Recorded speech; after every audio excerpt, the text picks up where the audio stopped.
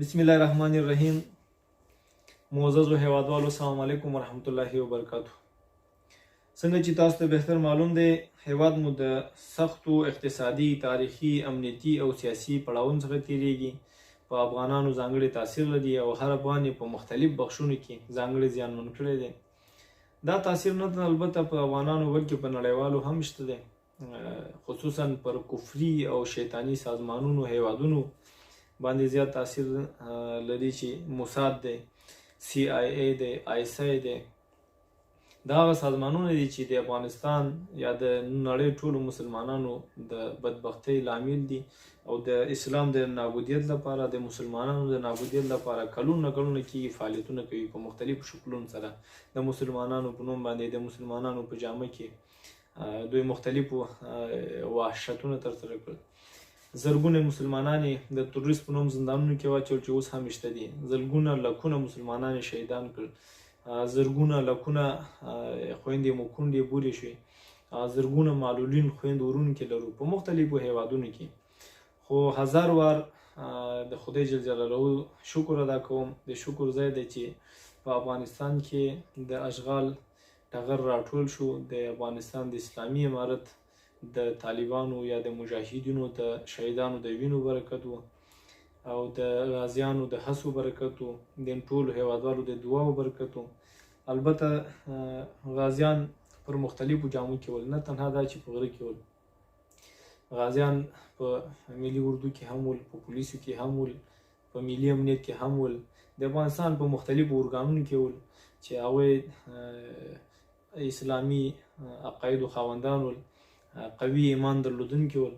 هغوی همیش لپاره د خپل هیواد دغه اشغال نشو زغملی. هغوی د خپل جامه کې خپل هغه لیول سره فعالیتونه ترسره کړل. د هغوی د هڅو برکت و. خو هغه تاثیرات چې د نړۍ په کفري هیوادونو باندې د اسلامي امارت حاکمیت او راتګ افغانستان ته لري، هغه هېڅکله هم نه هېرېږي. هغوی په ارامه ناز نه دي. تقریبا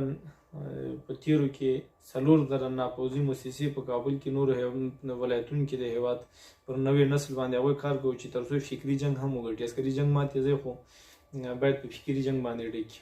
په افغانستان کې فلحال د دیموکراسۍ په نوم یا د دیموکراسۍ تر شرط لاندې حقوق بشر په نوم بل کمیسیون دی چې بهرنیو یا د غرب نړۍ لخوا حمایه کېږي.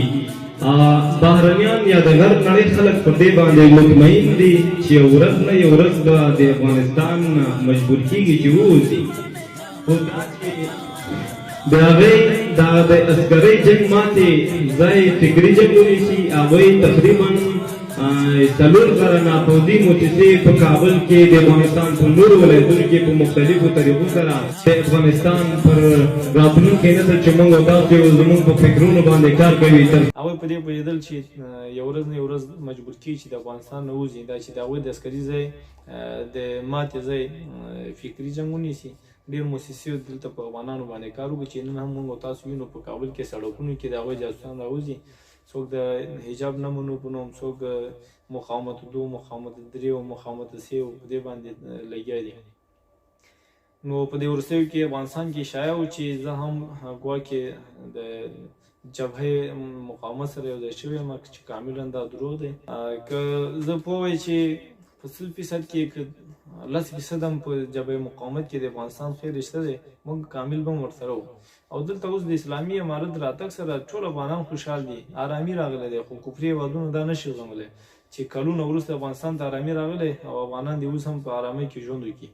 هغوی ډېر نور شوم پلانونه لري. د هغوی جاسوسان پر افغانستان کې په ټولو ولایتونو کې شته دي، په مختلفو جامه کې، هم د طالبانو په جامه کې هم وي. دلته زه هم غواړم چې پر ځینو نقاطو باندې بحث وکړم چې دلته ډېر خلک اوس فلحال لپاره اندېښمن دي او ځینې خلک یو رقم مشکوک دي چې کوم یو وټاکو، کوم طرف ته لاړ شو. محترمینو هیوادوالو، د تیر نظام او د اوسنۍ نظام یو فرق دا دی، تیر نظام به همیش لپاره بد کارونه کول. تاسې ما نه بهتر پوهېږئ چې په تیر نظام کې هر څه موجود و. فساد پکې و، فاسقین هغې کې ول، ان فحاشي تر آخري حد رسېدلی و، غیر اخلاقي کارونه کېدل، اختطاف او ترور او هر څه پکې و. خو سره له دې چې د هغوی دومره بد کارونه به هلته ترسره کېدل، خو چې کله به حکومت یو ښه کار وکړو ټوله میډیا به لګیا ول او بیا هماغه ښه کار به خلکو ته ښودل اعلانات وکړي چې دا کار یې ښه وکړو دا وکړو دا وکړو خو چې کله اسلامي امارت افغانستان ته راغلی دی چې دلته ډېر ښه کارونه به یې کړي خو هغه هېڅوک هم نه ګوري خو چې یو بد کار یو معمولي طالب نه وشي یو مجاهد نه وشي هماغه بیا ټول په فیسبوک کې هم شته دی پر یوټیوب کې هم شته دی پر نورو چینلونو کې چې فلاني طالب دا کار ترسره کړه سره له دې چې هلته به هغوی ډېر کار کړی وي هلته به تقریبا د دې یو بد کار تر څنګ باندې ډېر ښه کارونه به هم شوي وي منو چې د نظام د بدلېدلو سره ډېر ستونزې راولاړې شوي دي مشکلات ډېر شوي دي خلک د فقر آخري حد ته رسېدلي اقتصادي بحران زیات شوی دی خدای حل لاره نه ده چې موږ تاسو ټول پلې په امارت باندې واچو پخوانی حکومت په دې 20 کلونو کې سره له دې چې ټول ملاتړ د غربیانو هغوی سره اقتصادي او نظامي او سیاسي هغوی دا کارونه ترسره نه شو کولی دا فخر ختم نه کړ سره له دوی هغوی کولی شو هغوی ډېر کار دلته کولی شو هغوی ټول زموږ ستاسو حق یې واخیسته په شخصي جیبونو کې کېښودل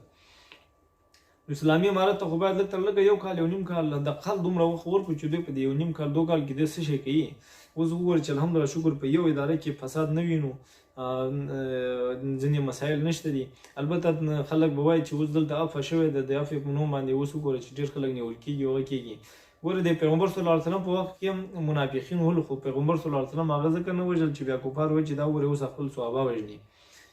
نو اسلامي امارت د چا د پلار نه دی دا شخصي نه دی په هغې کې هم کېدای چې ځینې بهرني جاسوسان په دې کار کوي د امارت په نوم یو کړي د طالبانو په نوم د طالبانو په جامه د طالبانو په قواره کې یو کار وکړي چې دا بدنام کړي او افغانان متنفر کړي دلته تشنج را ایجاد کړي د افغانانو اتحاد له منځه یوسي اتفاق له منځه یوسي بل دا چې مختلف ادرسونه دي چې امیر دې ته لمن وایي چې افغانستان کې څه ډول باندې د قومونو ترمنځ نفاق را پیدا کړي چې جبهه مقاومت د اصلي هغه منبع ده د دوی کارونو شپه ورځ فیسبوک او نورو درسونو کې لګیا دي چې اسلامي امارت د پښتون خلکو دی تنها پښتونان پکې دي زه په قوم پشه یم پښتون هم نه یم زه دا وایم چې جبهه مقاومت والا ته د یو ولسوالۍ څخه په تیر نظام کې چې 800 جنرالان ول آیا هغه قوم پرستی یا که دغه اوس چې امارت اسلامي کې داخل دلته خو د پښتنو د تاجکانو د هزارګانو د ازبکانو ټولو خلکو استازي پکې شته دي دا که په دې معنی چې اوس تاسو غوندې نور خلک هم پخواني جاهلان بیا حکومت ته راولي نو هغسې خو هېڅکله هم نشي کېدلی او بل احمد مسعود خان ته وایم چې د قدرت لپاره اوس جنګي مبارزه شروع کړې چې مقاومت د 3 4 5 خپل پر بهر هیوادونو کې مزه کوي چرچې کوي افسوس د هغه چا په حال هغه پردي ځامن چې اوس د په دې یو خوش په ورځو کې په غرونو کې هغوی کېدای شي لوږه ولري تنده ولري او هغه خلک د پردي ځامن یې مخکې کړي دي دلته چې هغوی مړه کړي یو ویډیو مې ولیده چې په هغې کې یو سپین ږیری دی احمد مسعود ته یو ویډیو پیغام لري هغې کې وایي چې خدا پشتیبانت همون رقمی که همون وقتی که تیاره شوروی می آمد امیر صاحب دقیقه که می آمد میدید که امیر صاحب نیست اینمی رقم خدا نگاه کو هر جایی که ششتی از 5 دقیقه 10 دقیقه زیاد نشی آنمو قدری که پدرت کرده میگه اسکندر زمان باشی به پیر نرو اوس نه حیرانېږم چې احمد مسعود په خارج کې دی او خلک هلته مرګ ته وړاندې کړي دي ځکه هغه سپین ږیري د خبرو دا معلومیږي د دې پلار چې و احمدشاه مسعود هغه هم په هغه وخت کې چې کله سخته راتله د مرګ صحنه راتله هغه خپل ملګري یوازې پرېښودل خپل به پټېده او پردي زامن به یې پرېښوده چې هلته که بمبار پرې کېږي هر څه کېږي هغه خلک چې وایي چې عبدالرحمن اسلام پلو د اسلامي امارت سره مخالفت لري نو الحمدلله شکر اوس فی الحال لپاره د تقریبا په کاپیسا کې لغمان کې کونړ کې نورستان کې جلال آباد کې په میدان وردګ کې په لوګر کې تقریبا 225 کسان زموږ ملګري اسلام پلو چې